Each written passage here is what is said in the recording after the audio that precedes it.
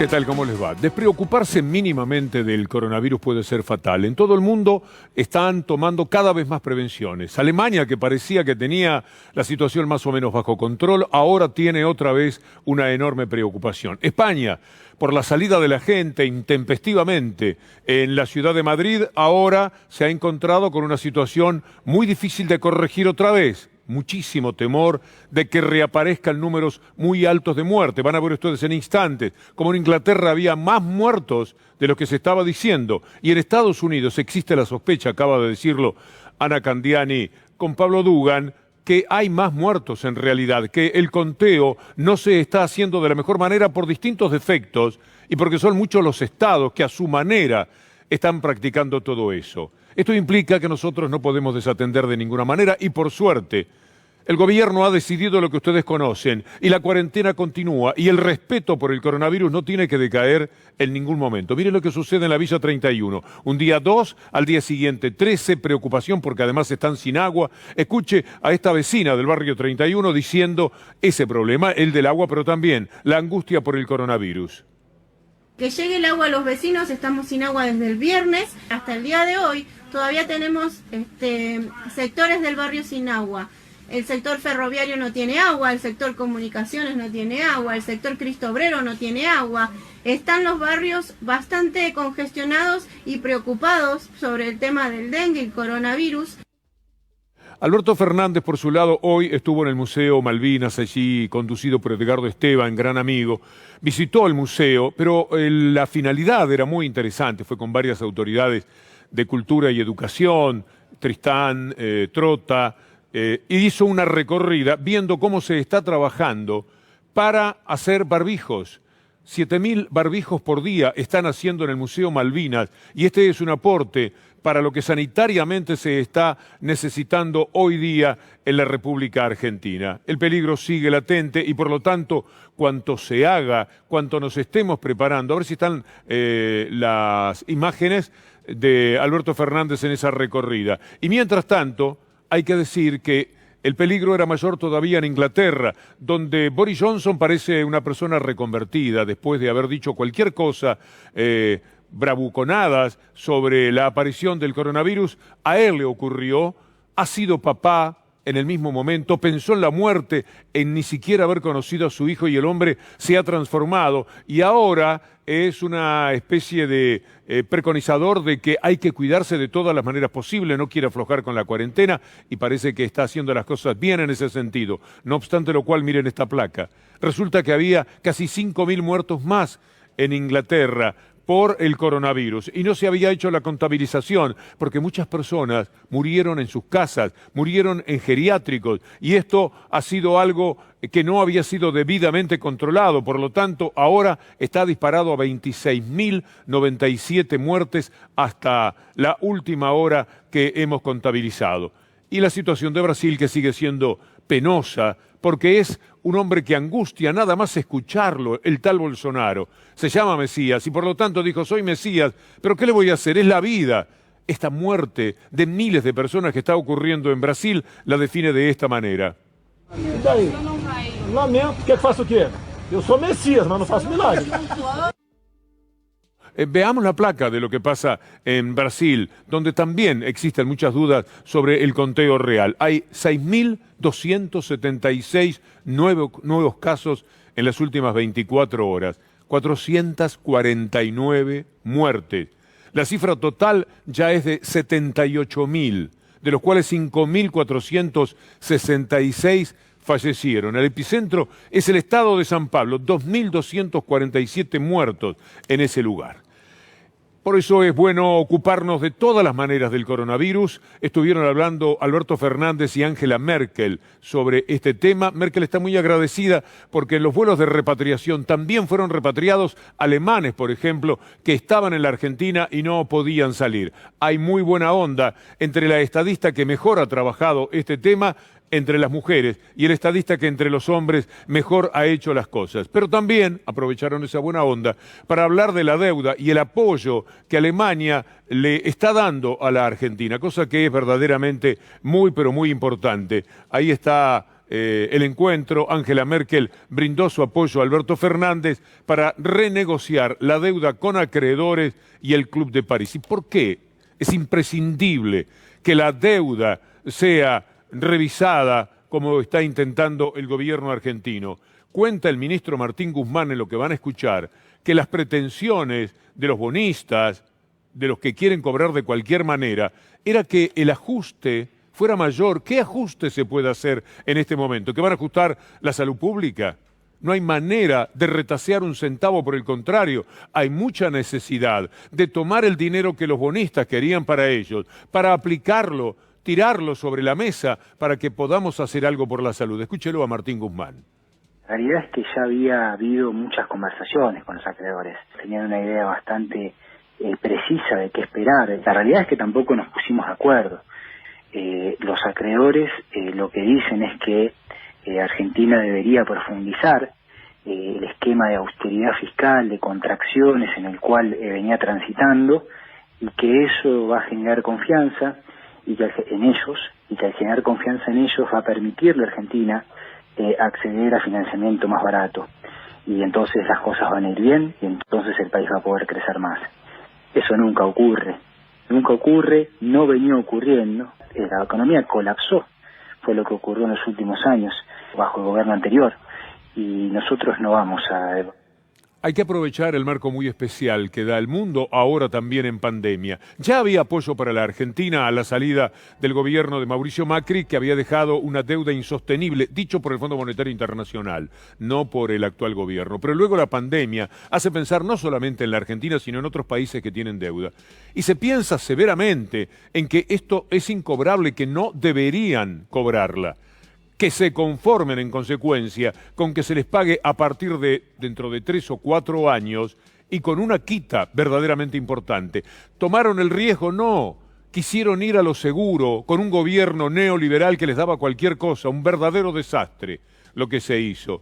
Pero ahora pretenden avanzar sobre un gobierno completamente distinto. Miren lo que dice uno de los hombres más importantes de la Universidad de Columbia en el tema económico, Jeffrey Sachs. La Argentina ya estaba negociando un alivio de su deuda soberana. Ahora no debería haber duda alguna de que ese alivio de la deuda tendrá que ser muy profundo. Y algo más, llegó el momento de aliviar la deuda soberana. Claramente en el caso de la Argentina, pero también de muchos otros países, como le decíamos recién. Y por último, dice Jeffrey Sachs, que debe ser de las personas más respetadas en el mundo. Se debe priorizar salvar vidas, apoyar a quienes afronten necesidades y no abandonar a nadie.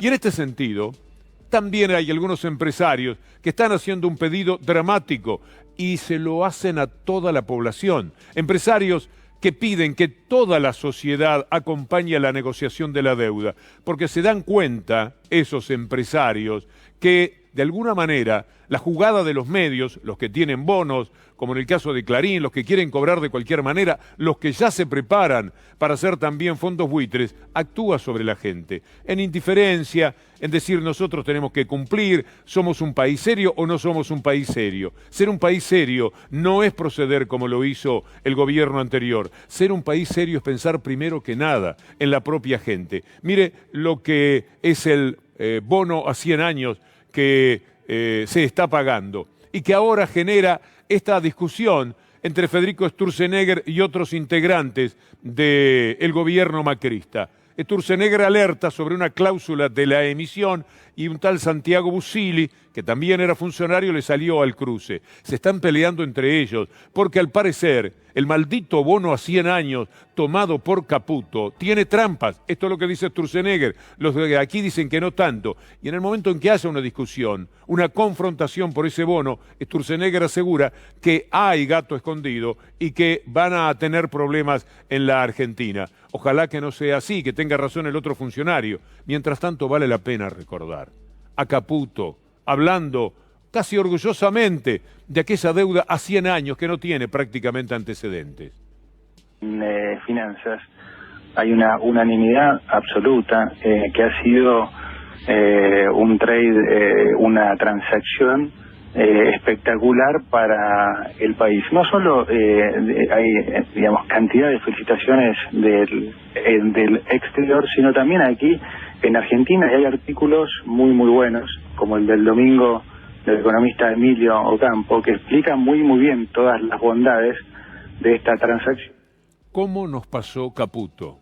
La pregunta es, ¿cómo nos pasó Macri? ¿Cómo nos pasó Duhovne? Pero este señor Caputo estaba defendiendo una deuda que ahora es un dolor de cabeza terrible para todos los argentinos, que se va a relacionar con el aumento de la pobreza, que tiene que ver con el impedimento de conseguir algún tipo de crédito para hacer algo, no para lo que hicieron ellos, que fue la fuga de capitales. Estos personajes tienen que ser mencionados y hay que recordar, como citamos de los amigos de Debate Mendoza, hay que tener en cuenta qué fue lo que pasó, porque una de las cuestiones que está sucediendo con la pandemia es que cae en el olvido la desgraciada etapa que le tocó vivir a la Argentina con el gobierno que Macri tenía gerenciamiento a cargo de las corporaciones. Vamos a recordar lo que pocos meses después de asumir Macri ya tenían que hacer los trabajadores. La primera convocatoria hoy está cumpliendo 4 años y bien que recuerdo las palabras de Hugo Yasky aquel día en Plaza de Mayo.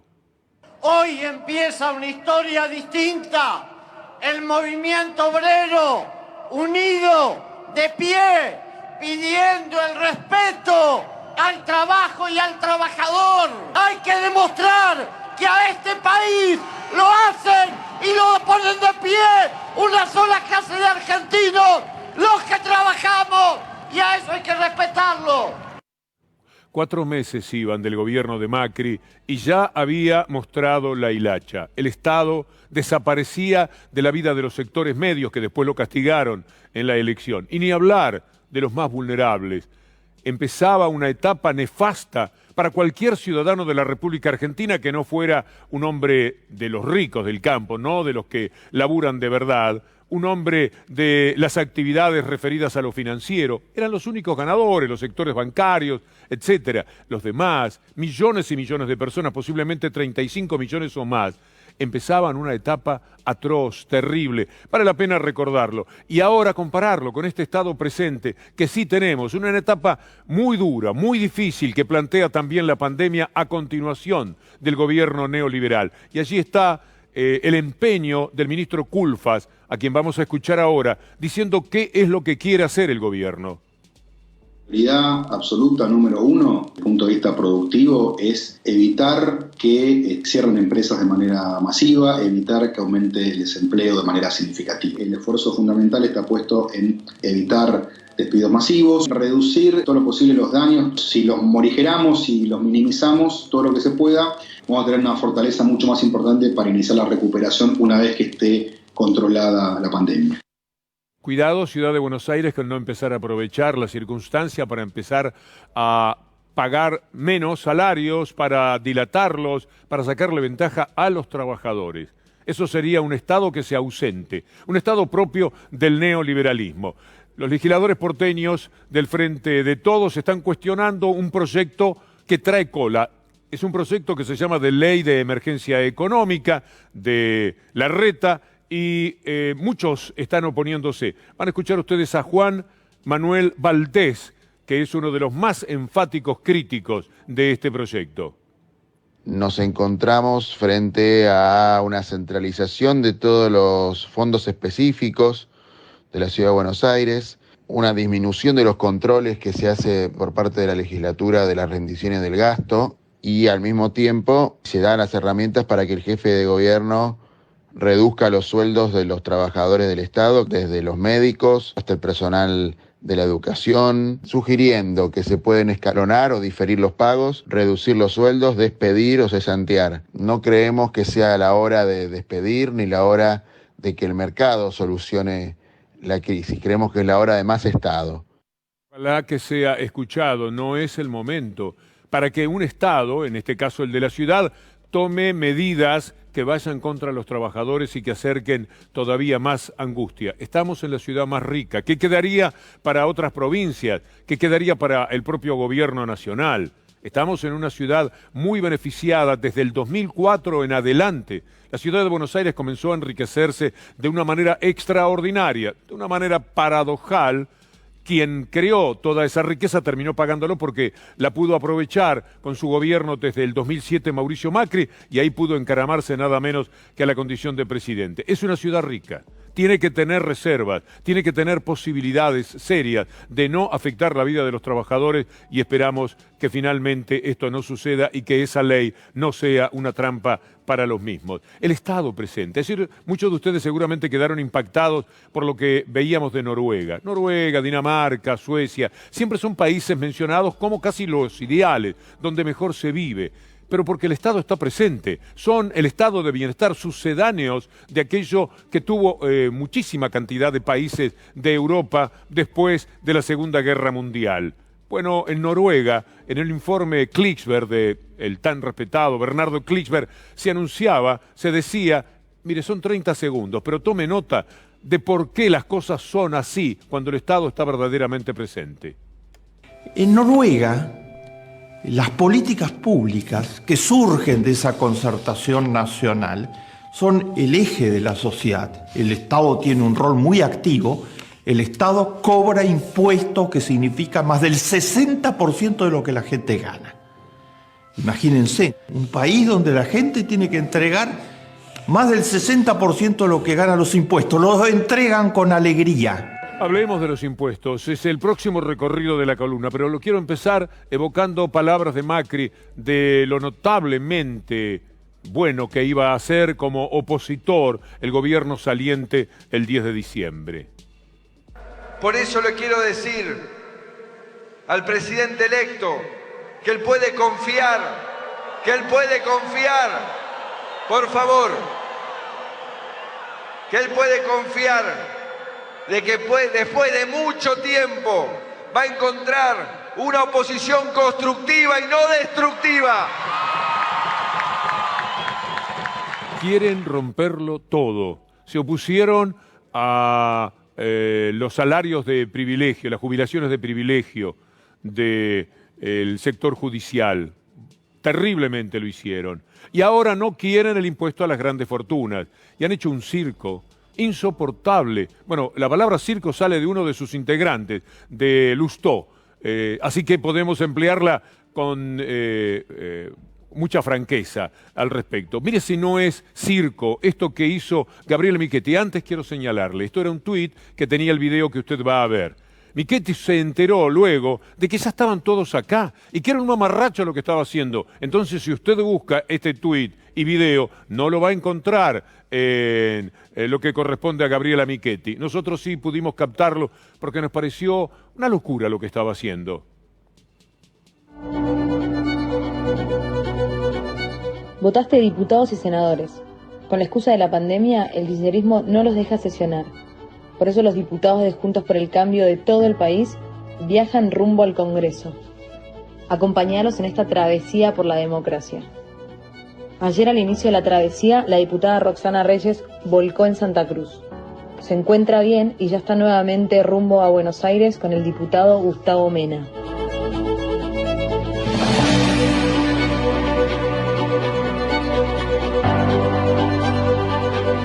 Y allí venían. Vayan pasando. Adentro los espera un circo muy especial, el circo de una oposición que ha perdido la cabeza. No todos, es verdad, porque algunos quieren la reunión a remoto control que se va a hacer la próxima semana. Pero por cierto que muchos, los más notorios, mire Negri, el tuit de Negri, ya estoy en viaje a Buenos Aires, vamos a pedir que el Congreso sesione. Era la travesía por la democracia. Vamos a ver un destacado que tiene que ver con Negri y lo que él quería. Hizo épica de un viaje en auto desde Córdoba, pero se fue antes de la comisión. Es decir, llegó y se fue, se paró y se fue. ¿A dónde fue? A TN. Quiero conocer su opinión.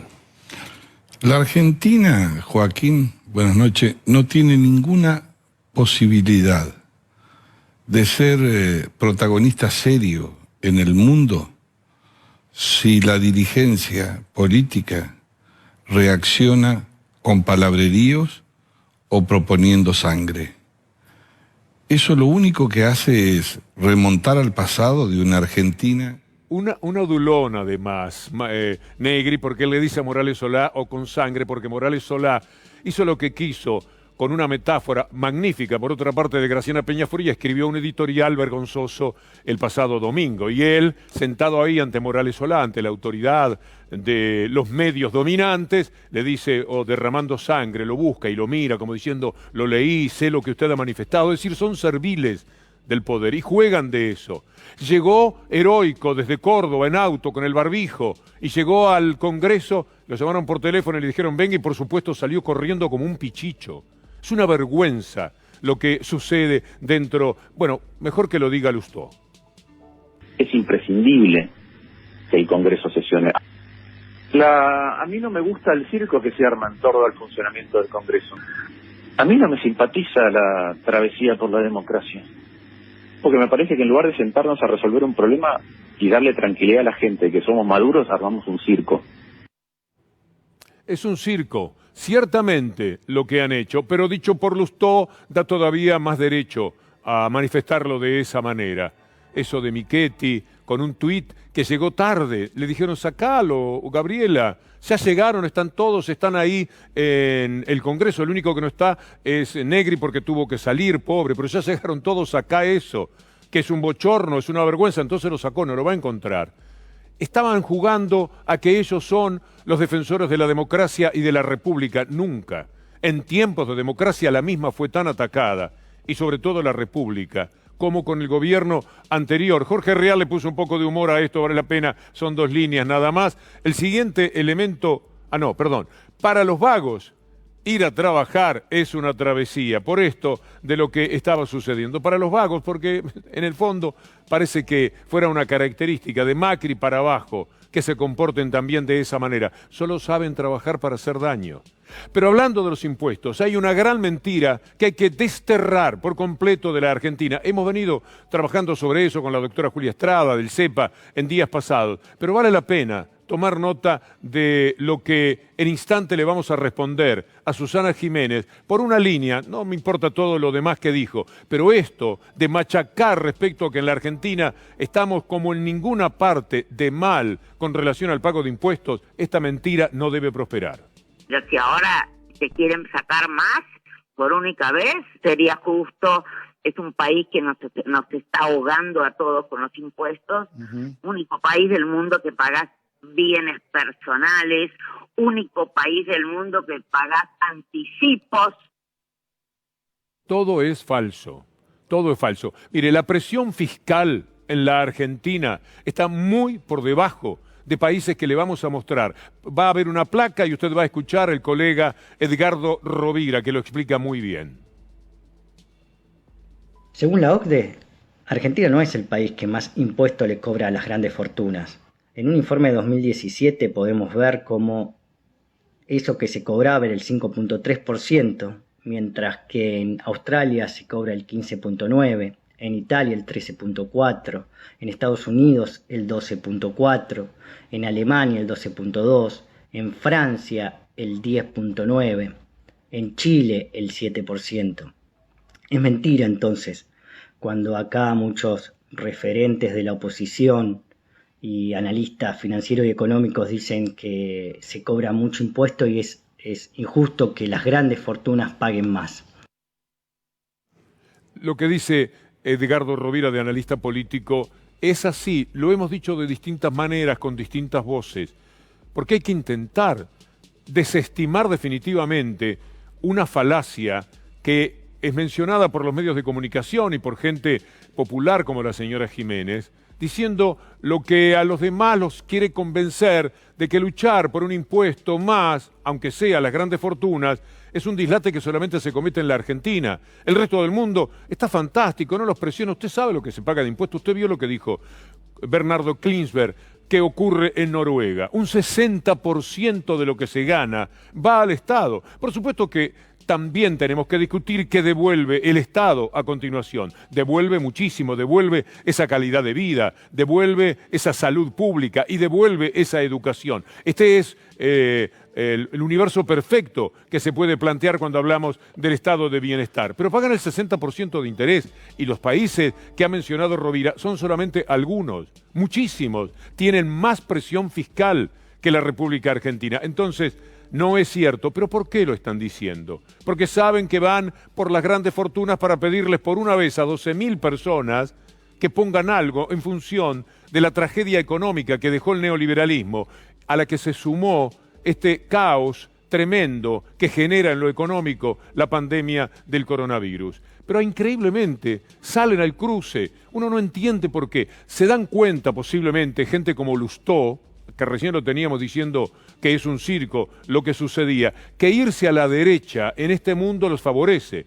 Es que si Trump es presidente, esa vergüenza, si Bolsonaro es presidente, ese imbécil que está a cargo nada menos que de uno de los países más importantes del mundo, si le va bien a Salvini, si le va bien a Le Pen, si le va bien a toda esa gente de la derecha, a la derecha española, de Vox, si todo esto está caminando, parecería que el negocio es volcarse a la derecha, que hay algo muy ruin en el alma de muchísima gente, de millones de personas, que son capaces, por ejemplo, de votar a Trump, y que por lo tanto hay que ir a buscar ese voto, porque aquel de los que quieren cambiar un poco el mundo y hacerlo algo más igualitario, no camina para ellos, no prospera. El poder real, por otra parte, viene por otro lado. Por eso Lustó aparece también defendiendo la idea de que el impuesto a las grandes fortunas no se tiene que aplicar. Yo creo que esto va a requerir de todos para salir adelante y particularmente del capital de las empresas mañana. Si esto es un castigo a un sector que no es afín a mí, me parece que arrancamos muy mal. Entonces a mí me preocupa que elogies a Moyano porque te presta un sanatorio 2 veces y le pegues al arco empresarial. Mañana vas a necesitar que muchas personas hagan aportes a las empresas o que las empresas puedan pensar cómo desde pagar los sueldos hasta cuando esto se recupere como invierten. Los activos de la Argentina se desplomaron, tanto el que tiene fortuna personal como la evaluación de las empresas. Activos se desplomaron porque el Estado argentino decidió que te reperfila la deuda.